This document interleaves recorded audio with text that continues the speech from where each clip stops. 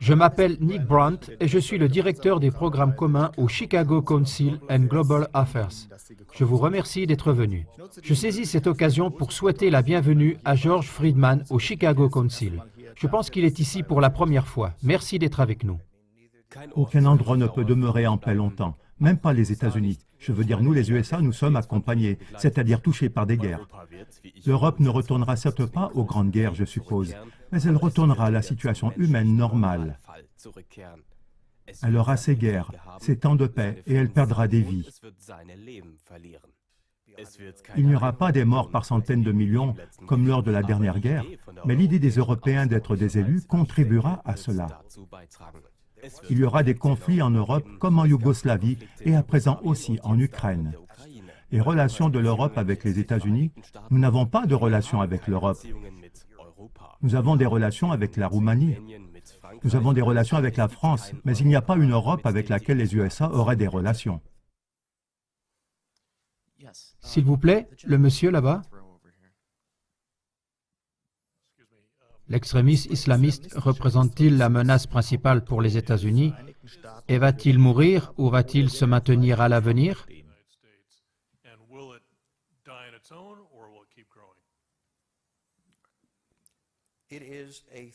Il représente un problème pour les États-Unis, mais il n'est pas une menace existentielle. On doit s'en occuper de manière convenable. Nous avons d'autres intérêts concernant la politique extérieure. L'intérêt principal de la politique extérieure des États-Unis pendant le dernier siècle, lors de la Première et de la Deuxième Guerre mondiale, et lors de la guerre froide, c'était les relations entre l'Allemagne et la Russie. Parce que unis, ils représentent le seul pouvoir qui pourrait nous menacer. Notre but principal est de nous assurer que cela n'arrivera jamais. Si vous étiez Ukrainien, vous regarderiez qui serait le seul à pouvoir vous aider, et c'est les États-Unis. La semaine passée, ou il y a environ 10 jours, le commandant en chef des forces terrestres américaines en Europe, le général Ben Hodges, est allé en visite en Ukraine. Il y a annoncé que prochainement, les conseillers US allaient officiellement venir en Ukraine. En fait, il a distribué là-bas des médailles aux combattants ukrainiens, ce que le protocole militaire US défend. Les médailles ne doivent pas être données à des étrangers. Mais il l'a fait parce qu'il voulait montrer que l'armée ukrainienne est son armée. Ensuite, il est parti. Et les États-Unis livrent des armes, du matériel d'artillerie et d'autres matériels militaires aux pays baltes. Les pays baltes, la Roumanie, la Pologne et la Bulgarie, c'est un point très intéressant. Et hier, les États-Unis ont annoncé qu'ils ont l'intention de livrer des armes en Ukraine. Ceci a été démenti, mais ils le font. Les armes vont être livrées.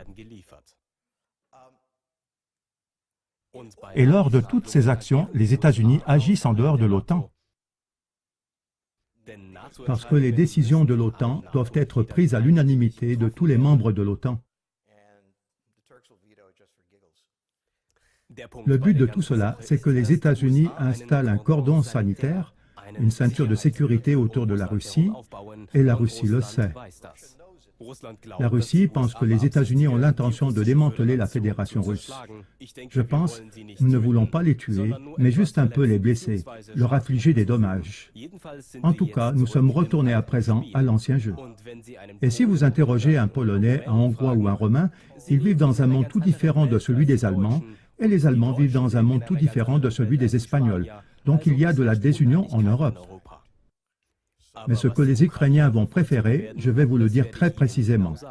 Ils vont essayer d'éviter le souffle des États-Unis. Les États-Unis contrôlent tous les océans du monde dans leur intérêt primordial. Aucune autre puissance ne l'a jamais fait. Pour cette raison, nous intervenons auprès des peuples dans le monde, mais eux, ils ne peuvent pas nous attaquer.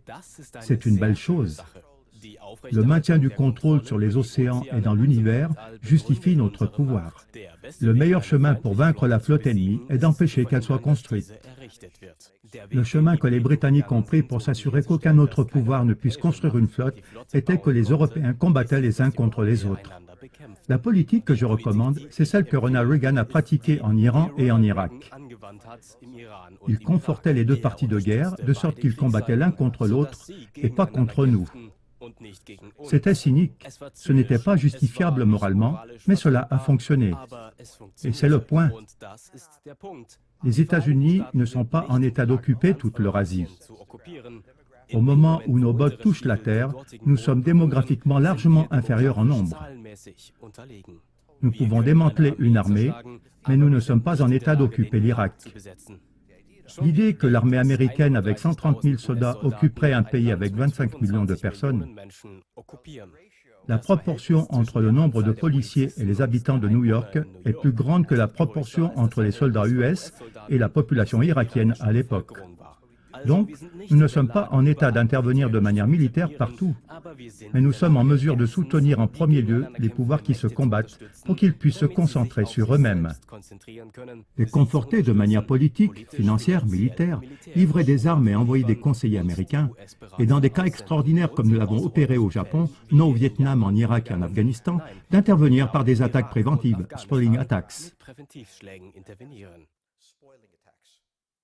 La tactique des attaques préventives n'a pas l'intention de vaincre l'ennemi, mais elle vise à le déstabiliser. C'est ce que nous avons cherché à faire dans toutes les guerres. Par exemple, en Afghanistan, nous avons déstabilisé Al-Qaïda.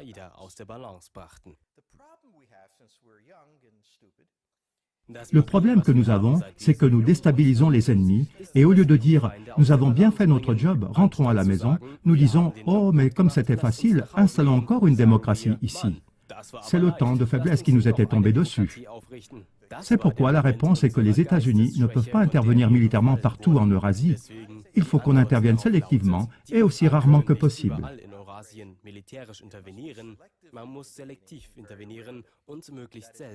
Une intervention militaire est pour nous un cas particulier, la dernière possibilité. Nous ne pouvons pas envoyer des troupes US à la première étape.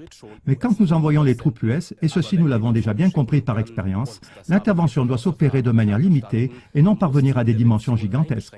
Espérons que nous l'avons compris cette fois. Habituellement, cela prend quelque temps pour les enfants d'apprendre leurs leçons. Mais vous avez absolument raison. Nous ne pouvons pas intervenir partout comme un empire. À l'époque, les Britanniques n'ont pas occupé l'Inde. Ils ont pris tout simplement les États individuels et ils les ont fait se combattre l'un l'autre. Les Britanniques ont installé des officiers britanniques dans l'armée indienne. Les Romains n'ont pas non plus envoyé des troupes dans des régions éloignées hors de l'Empire romain, mais ils y ont installé des rois pro-romains. Ces rois étaient installés par Rome, ils régnaient dans d'autres pays au service de l'Empire romain, et ces rois étaient responsables du maintien de la paix pro-romaine aux frontières de l'Empire. C'était ainsi, par exemple, dans l'Empire des Parthes. Les empires qui ont essayé de régner directement dans des pays occupés, ces empires ont tourné court, comme ça s'est passé avec l'Empire nazi, parce que personne n'a suffisamment de puissance pour régner directement. C'est là qu'on doit opérer de façon rusée. N'importe comment, ce n'est pas notre problème à présent. Mais en fait, ça veut dire que nous sommes un empire en tant que tel. Mais de ce fait, nous ne pouvons pas penser que nous pouvons nous relaxer, rentrer à la maison et ne plus nous inquiéter de rien. Nous sommes seulement environ au 3e chapitre du livre. S'il vous plaît, la prochaine question.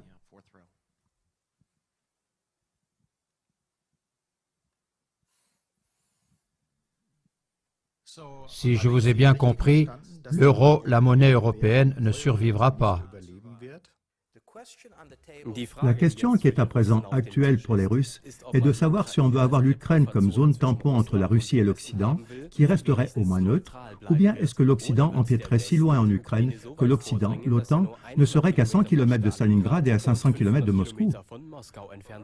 Pour la Russie, le statut de l'Ukraine est une question existentielle, et les Russes ne peuvent pas si simplement s'en aller, lâcher ce qui concerne cette question. Si la Russie continue à s'attacher à l'Ukraine, les États-Unis devront arrêter la Russie. C'est pourquoi les États-Unis démarrent de telles actions, comme celle dont le général Hodges, qui est connu pour ses blâmes, a parlé dernièrement, à savoir des troupes d'intervention en Roumanie, en Bulgarie, en Pologne et dans les pays baltes.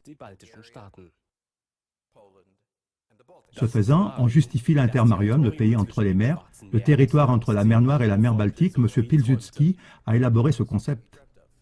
Et c'est la solution préférée des États-Unis.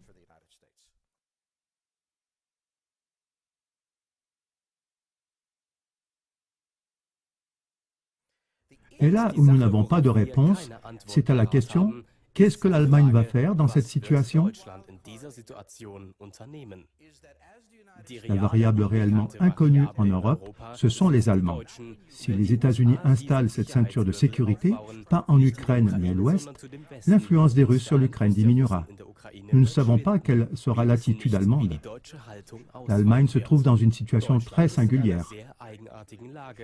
L'ancien chancelier fédéral Gerhard Schröder est dans le conseil de surveillance de Gazprom. Les Allemands ont une relation très complexe avec les Russes. Les Allemands ne savent même pas eux-mêmes ce qu'ils doivent faire.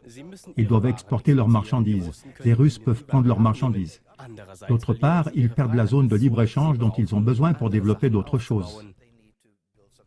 Pour les États-Unis, le but principal est d'empêcher que le capital russe, les technologies russes, je veux dire que le capital allemand et les technologies allemandes et les ressources de matières premières russes et la capacité de travail russe se joignent en une combinaison extraordinaire, ce que les États-Unis essayent d'empêcher depuis un siècle. Alors, comment peut-on parvenir à ce que cette combinaison russo-allemande soit empêchée? Les États-Unis sont disposés à frapper cette combinaison avec leur atout. C'est la ligne entre la Baltique et la mer Noire.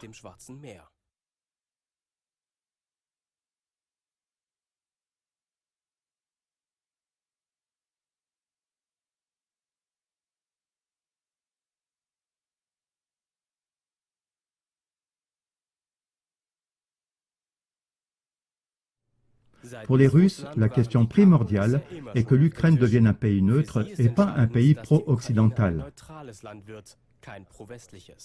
La Biélorussie, c'est une autre question. Alors, celui qui peut me dire ce que les Allemands vont faire dans cette situation, celui-là est à même de me dire comment sera l'histoire des 20 prochaines années. Mais malheureusement, les Allemands doivent encore et toujours prendre une décision. Et ceci est l'éternel problème de l'Allemagne. L'Allemagne est énormément puissante économiquement parlant, mais en même temps, elle est très fragile géopolitiquement. Et elle ne sait jamais comment ni où elle peut vendre ses exportations. Depuis 1871, cela a toujours été la question allemande. Et la question de l'Europe? Réfléchissez à la question allemande qui ressurgit à présent. C'est la prochaine question que nous devons poser. Ce que nous ne faisons pas, parce que nous ne savons pas ce que les Allemands vont faire.